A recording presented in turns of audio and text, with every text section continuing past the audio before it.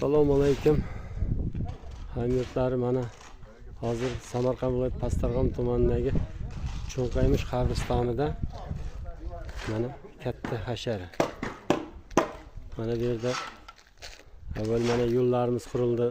Hashar yo'li bilan shu elimiz yigitlari mana hozir mana bu yerda masjidimizga bir skelet qo'shilyapti. Mana bu ishlarda mana Juz qishlog'idan 1969-yilda tug'ilgan akalarimiz quryapti, mana qo'shib.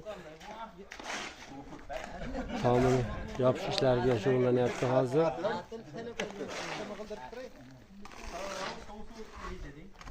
Mana akalarimiz kelgan, mana ko'pchilik farzandlarini ham olib ko'p ishlatyapti mana.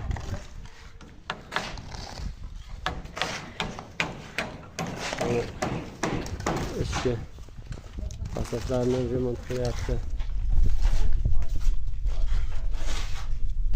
Ha, birdan yevro bo'lyapti.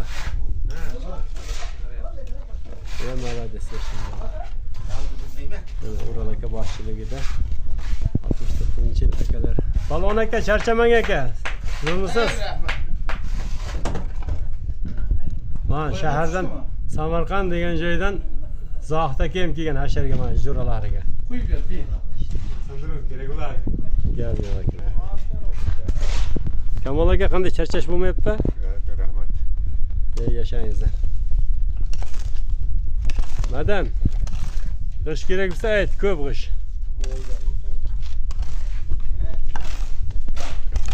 Mana bizni mana shu imoratimizni eshik derazalarini hozir yasayapti mana ustakamiz Ural aka.